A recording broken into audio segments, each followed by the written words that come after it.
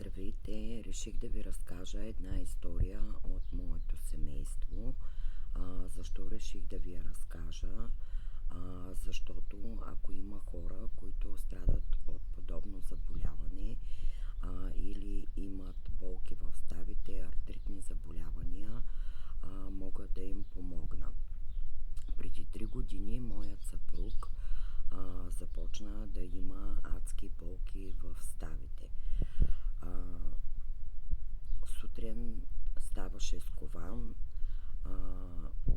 не можеше въобще да се движи нормално. Вечер пак имаше болки след работа, не можеше да спи.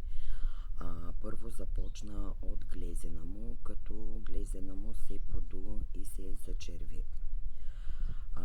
Болките бяха наистина адски и решихме, че ние трябва да отидем на лекар, за да му се пуснат изследвания и да видим какъв е проблема.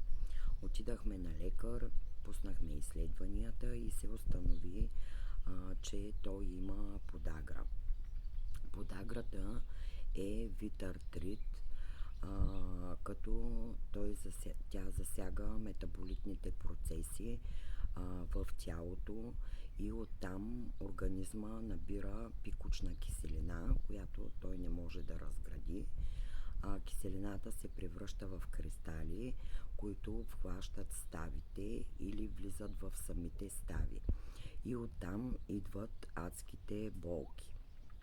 Бяха му назначили лекарства, които са много силно токсични и се пиеха само 3 дни, за да може да изхвърли киселината. Както и трябваше да мине на диета и да ни яде храни, които съдържат пурини. Това са месата и алкохола. Следователно, той почна много строга диета, изхвърлихме киселината и като му минаха болките, той пак си почна по старому, като малко по малко се хапваше месо, след това си пиеше бира, тъй като той много я обичаше. И тук преди 3 месеца адът се върна отново. Пак започнаха много силни болки, като се местиха то от глезена, то в ставата, горе в лаката, пак долу в глезена. Сутрин ставаше скован, куцаше и така и ходеше на работа. Вечер като се прибере, почваха адските болки, не можеше да спи. Съответно, ние пак отидахме на лекар, пуснахме изследвания и се установи, че киселината му е 758 при позволена макс 400 при мъжете. Съответно, пак почнахме диетата, изписаха ни хапчета, с които да изхвърлим киселината, като тези хапчета пак ги пиеше 3 дена, защото те са много силно токсични и не е хубаво да се пият повече дни. Но въпреки, че изхвърляхме киселината, болките не намаляваха и то от ден на ден се чувстваше все по-зле, с големи болки, не можеше вечер да спи, стенеше, ходеше по цяла вечер. Съответно аз много се притесних, тъй като всички знаете, че когато има в семейството някой, който не е добре или е болен, това засяга цялото семейство. И аз прецених, че това положение не може да продължава и трябва да вземем някакви мерки. Съответно, аз от няколко месеца, тъй като съм в критическа, пиех алоe вера с коприва, това са продуктите на ЕЛР, и се чувствах съответно много добре. Там имаше продукти, които са и за ставите и аз му предложих да вземем от продуктите за ставите и да почне да ги пие, тъй като на мен ми помагаха. Исках да помогна и на него. Съответно, той отначало беше малко скептичен. Да давам пак пари, нищо няма да ми помогне. И аз му казах, че здравето е преди всичко, то е приоритет. Всичко друго можем да го отложим, да го забавим, но когато той не се чувства добре, има болки, той не може да работи и да живее пълноценно. Това засяга и цялото семейство, ние се притесняваме.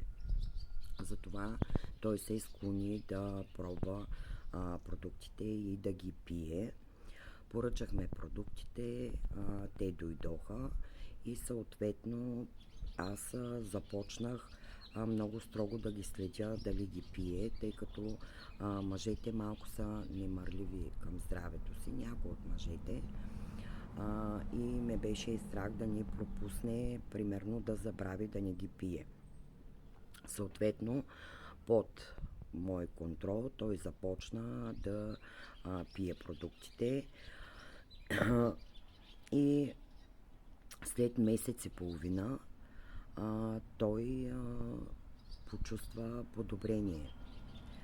Даже една вечер ми каза: бе, жена, какво направи? Вика, ти смени, аз ти вика, ма излекува, аз нямам, вика, никакви болки. И аз толкова много се зарадвах, толкова много се облегчих, че вече той няма болки и ходи на работа, без да го боли нищо и почна да спи.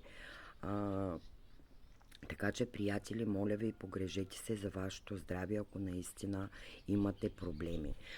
Продуктите, които помогнаха на моя съпруг, са Пробаланса, добавката Active Freedom и гела от алоe вера с колаген. С тези 3 продукта той само за месец и половина наистина получи облегчение и каза, че ще продължава да си ги пие, тъй като е много доволен. Защото до сега какво ли не сме пробвали, нищо не е действало толкова бързо и ефикасно. Затова, приятели, ако някой се препознае в този клип, има проблеми, съставите, подагра, артрит, помогнете си, приятели. Здравето наистина е приоритет и е преди всичко друго.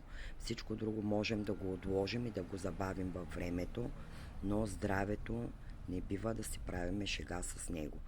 Защото здравето не можем да отидем и да го купим от магазина, да си го поръчаме. Ние трябва да се грижим за здравето си и да инвестираме в него. Това е най-ценната инвестиция, която ние можем да направим. Бъдете здрави!